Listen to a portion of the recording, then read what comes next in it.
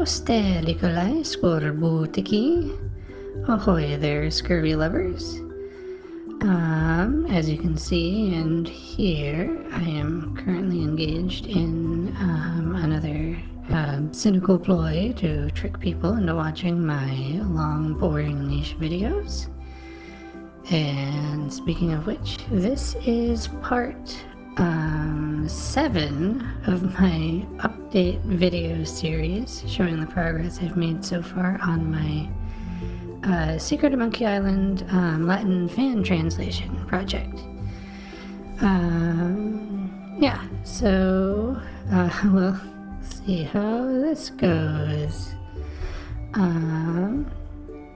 So let's see here.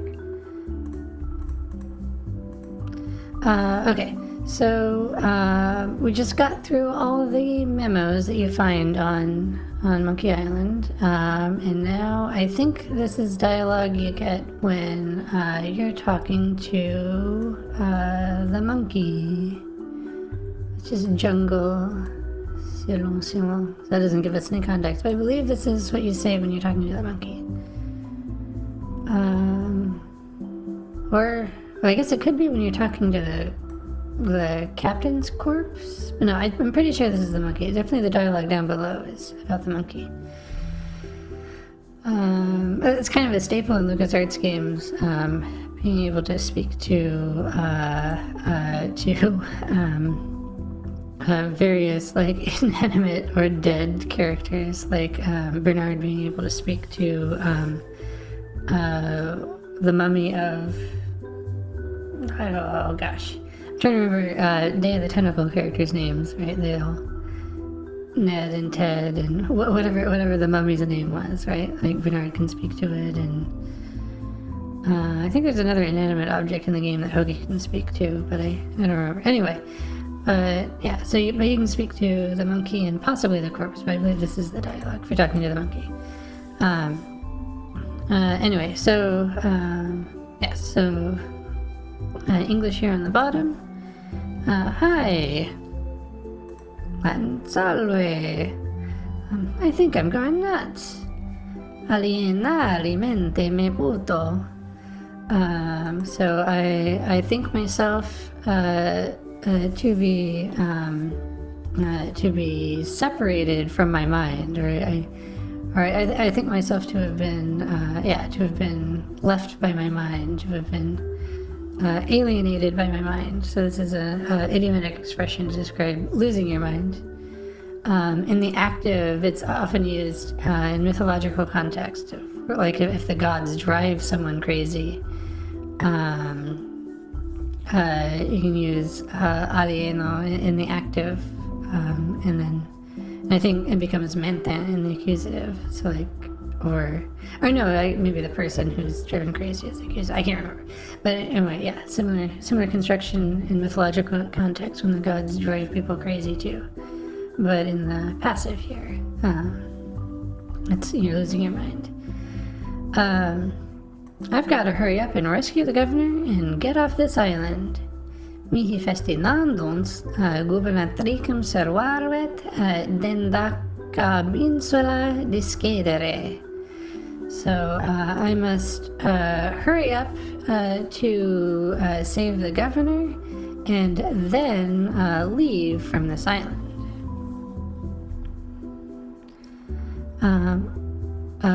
I'm here to rescue the governor of Melee Island. Hoc veniut gubernatrice insulae Melee serve. So I came here so that I might save the governor of Melee Island. I'm a mighty pirate. Ego pirata fortisum. Seen any big, ugly, scary see-through pirates around here? Vidistini culos piratos magnos, informis, formidelosos, translucidosque. So have you seen here any pirates big, misshapen, spooky, and translucent? Is there anything good to eat on this island? Hac in insula quid boniedon. on this island, what of good, what good things might I eat? What good might I eat? What of good might I eat?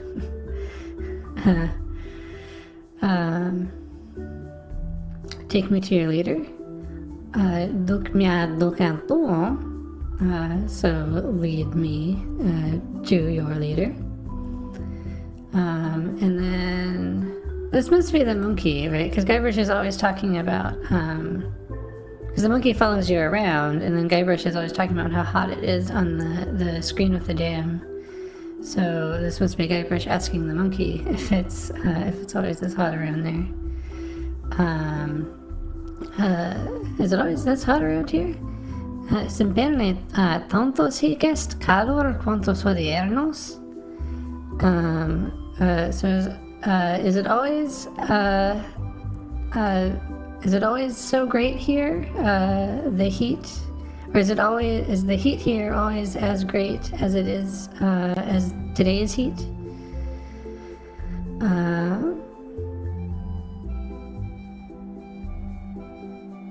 Quantos odiernos? This is an idiomatic structure. You see, is are things today the way they are, as much as today's. So Horianis is just in that context. I don't know if I explain that. Okay, and then okay, so if you try to this is when the monkey is hanging off of the nose switch to open the gate to the monkey head. And then if you try to give him something, I don't think he's interested.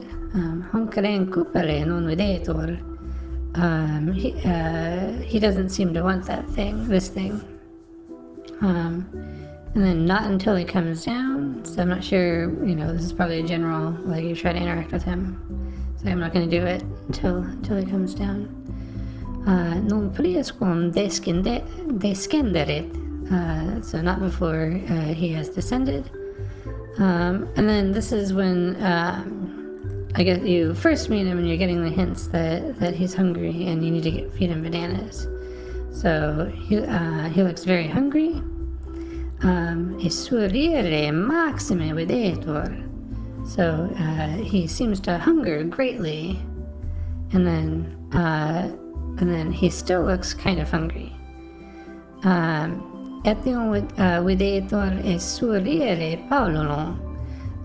So even now he seems to hunger a little bit. And then he looks happy. So when he has had enough bananas, contenta videtur. And so that's the monkey. And then hard change in direction. For some reason the cutscene where you first meet Elaine on Melee Island is stuck here in this part of the script, even though everything's around it, all this stuff in the Governor's Mansion, that's way later in the script. But for some reason meeting Elaine is here at this point. So Elaine, states her name. I think this is in response to a line that comes right before it, where I think Fester Shinetop just calls her Elaine, and then she tries to correct him to use like her full name, or maybe she's just introducing us. I can't quite remember, but so Governor Elaine Marley, Helena Marley, Gubernatrix. Helena Marley, governor. So of course the French name Elaine ultimately comes from the Greek Helene, and then in Latin Helena. So the way to Latinize Elaine is the same way you Latinize Helen. So it is Helena. And then her title, Gubernatrix, put it at the end because in Neo-Latin contexts, people's honorifics, they put them before their name the way that they would in a lot of modern languages. But in classical Latin, they didn't really use honorifics. And if you were like the equivalent of you're saying to someone's position, like saying that they're a console or whatever. Like the general typical word order was to place their position after their name. Like so like this. So rather than gubernatrix Helena Marley, it'd be Helena Marley gubernatrix. Would have been the typical kind of word order in classical Latin. And then so there's different versions of Elaine's line here, depending on what excuse you gave Fester Shinetup for why you were taking the idol.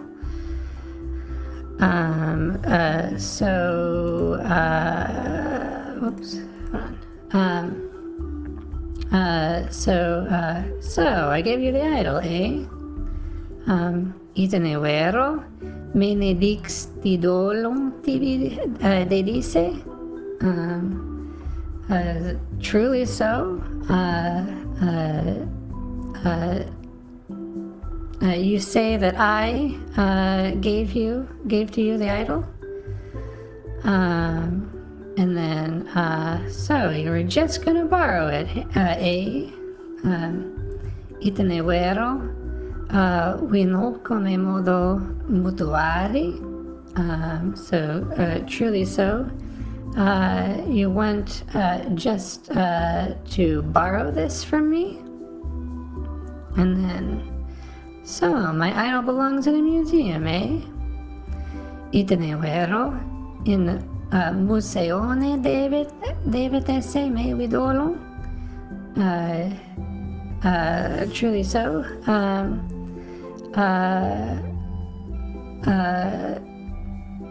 My idol ought to be in a museum. This is, of course, reference to the Indiana Jones line about it belongs in a museum. I probably don't have to explain that.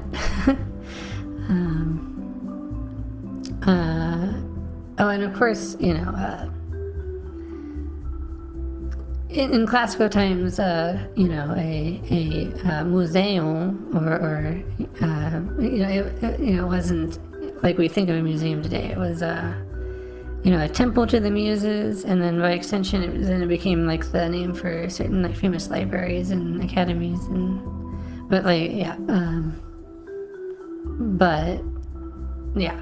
whatever. It still works. I'm just translating museum with museum.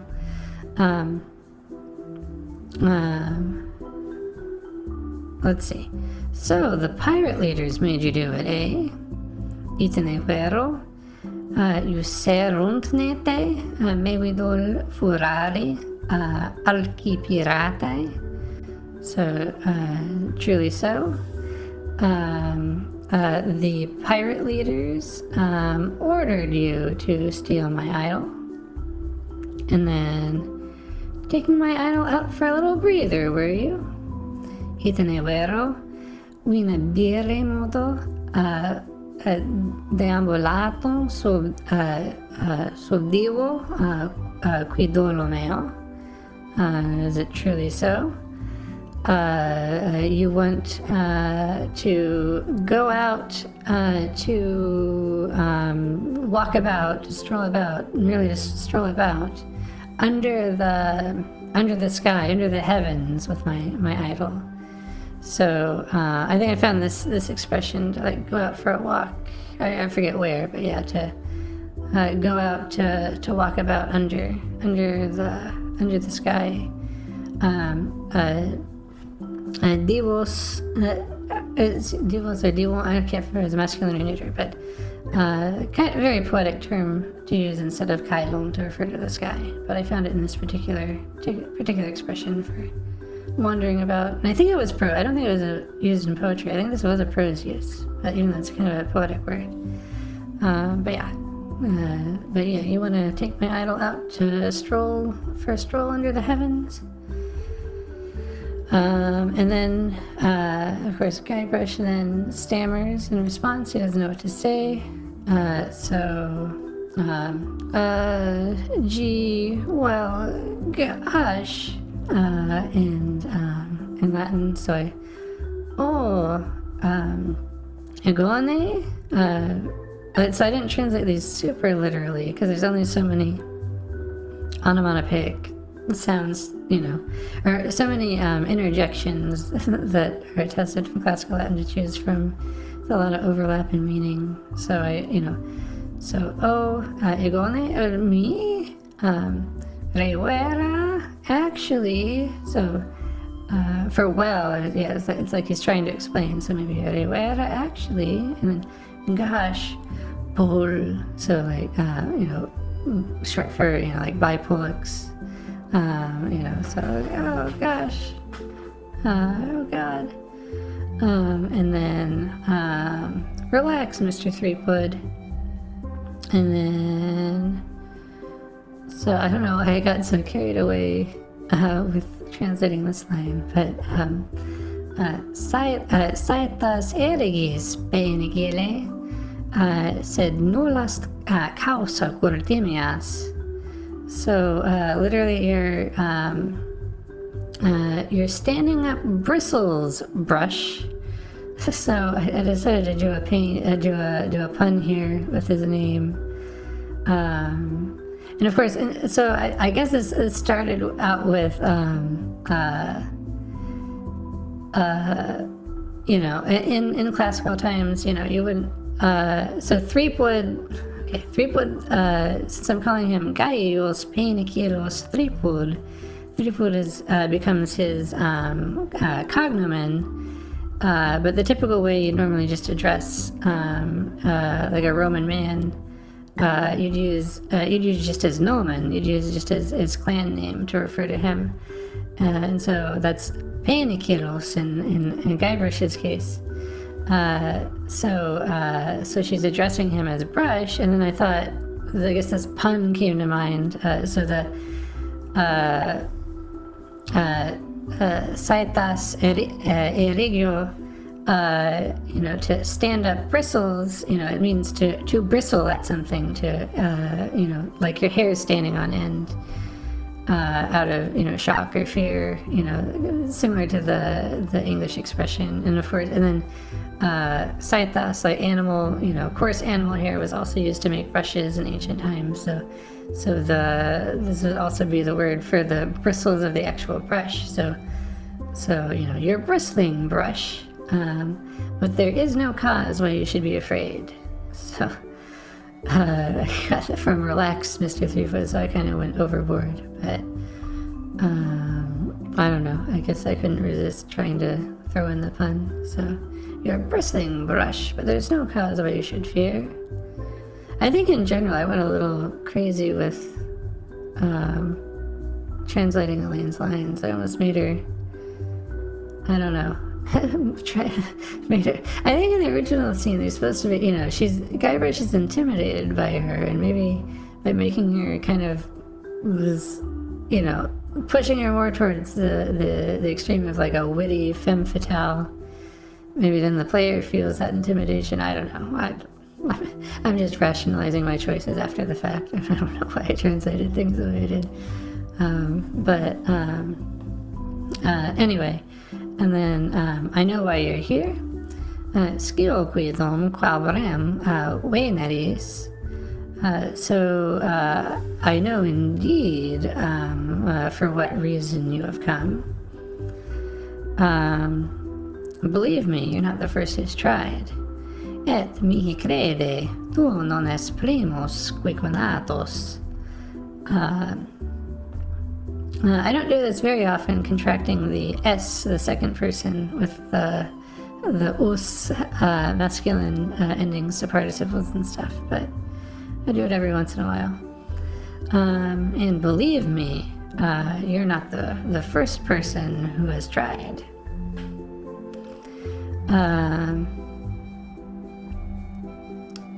Although, I have to admit, not many get as far as you have.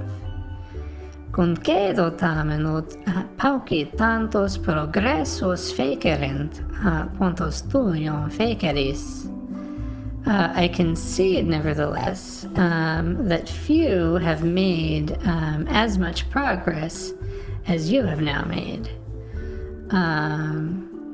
so the expression "make progress" is very similar in Latin, although the like supine here, progressos, it's plural. You make progresses, I guess. You make stepping forths, but yeah. So progressos, with accusative plural there. But yeah, I can see it. However, that few have made as much progress as you have now made. And then Guybrush. His options to stammer again, or golly jeepers.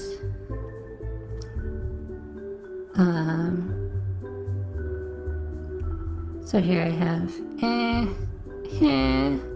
hui, yeah.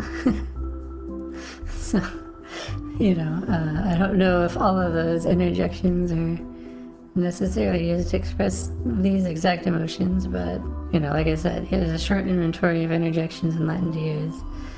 So, and I'm choosing the less, he had, I guess I decided to make his speech degenerate as he goes. So, he has mostly real words to say in response as he's stammering the first time, and now he's degenerated into the sounds.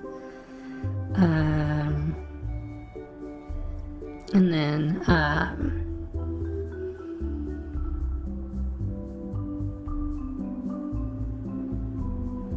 okay, and then my lookout told me of your arrival. Senex wiggle ad me ad advento tuo retulit. So the old watchman reported to me about your arrival. I think this came up in the last video, or maybe 2 videos ago. But just because of the way I've translated, sheriff is prefecto suigolo, is the prefect of the watch, the chief of the watch, and then translating the lookout just as Wiggle as well. My translation creates this implication that there's more watchmen on the island. So when other characters are specifying, talking about the lookout, I don't want them to confuse them with the sheriff. And so I'm referring to him as the old lookout. But yeah, the old lookout reported to me about your arrival.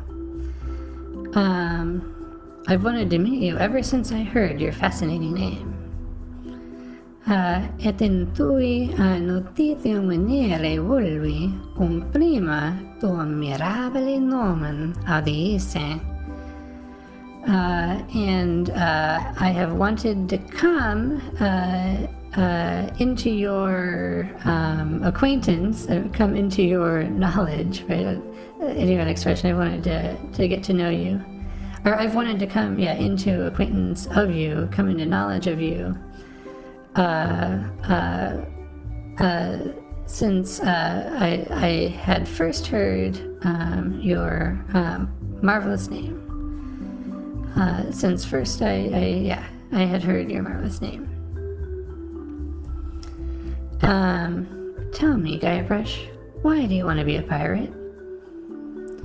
Diki dormihi gai penicole thripud, cur pirata fieli velis.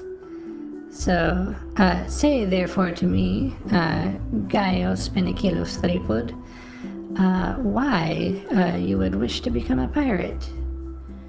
And so, I decided to use his full name, because of course the way I translated things, if you use just his first name, Gai, that's not the interesting part of his name right now, and if she, Gai Penicile, if I just did that part, I don't know. So she was just talking about his interesting name, so I thought maybe, I'll have her repeat his full name for this line.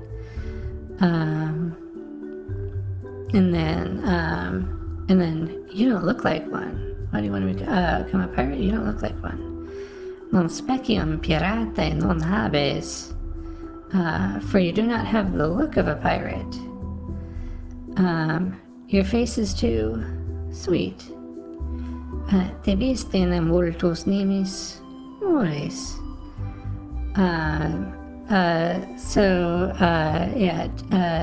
For to you, the face is too soft, which, I oftentimes, in classical times, generally it's an insulting thing to call a man molis, to call them soft. But I think, not always. But this seemed to be, if I use like Dolki's sweet, I don't know, it seems like that the way that's used when a person is called sweet, it's I don't think it has the same like true meaning, like someone's sweet because they're kind and also sweet because you find them attractive. I think in Latin, dulcis only has kind of the meaning of like someone is sweet because of the attraction, whereas the molis, can be used pejoratively, to criticize someone for being too soft, too passive, too willing to roll over. But it did still have the meaning of being kind, and it was sometimes used in a positive sense. But yeah, and so I thought molis was the best translation for Elaine's meaning here. Right? He doesn't look like a rough pirate. He just looks like a nice, kind man, or even a boy. A lot of the characters call Guybrush a boy, because he is young and he hasn't proven himself.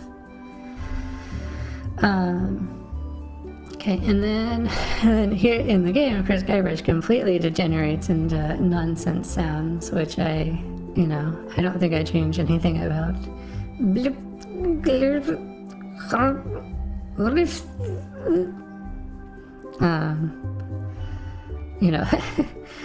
I have to go back and see how Dominique Armato decided to pronounce all these words when he was recording these lines for the special edition. I don't think I changed anything about those. But then, when you continue just like not saying anything and just completely sputtering, Elaine gets offended, and so I see. Well, you're obviously not in the mood for idle chit chat, are you? Intellego. Plani tibi non est in animus sermones oteose me concedere. So I understand. Plainly, it's not your intention to leisurely cut speech with me. So there's another idiomatic expression to chit chat. To cut speeches with someone. Way to just make small talk, casually talk. And then otheose, just to make it especially clear, just that it's like idle chit chat. Oh yeah, because the word idle is right. I put it in there because there's a word, an equivalent word in the English. So plainly you're not in the mood to cut talk with me. I suppose you've got many more exciting things to do. Existemo quidem multas res maiores momenti iom tebi suscipiendas esse. I judge that many things of greater importance now must be undertaken by you. I won't take up any more of your time, Mr. Threepwood. Ergo te deotios non remorabor, Domine Threepwood. Therefore, I will not delay you any longer. Domine Threepwood. So here I did, so despite what I just said earlier, now I am following the Neo-Latin sort of thing of putting like an honorific before. But of course, I think this, depending on whether you're interpreting this in a Neo-Latin way or in a classical way, or even a medieval way, the line could still work. So, Dominus Threepwood could just be Mr. Threepwood in a Neo-Latin context. Of course, in a classical context, Dominus would make him like the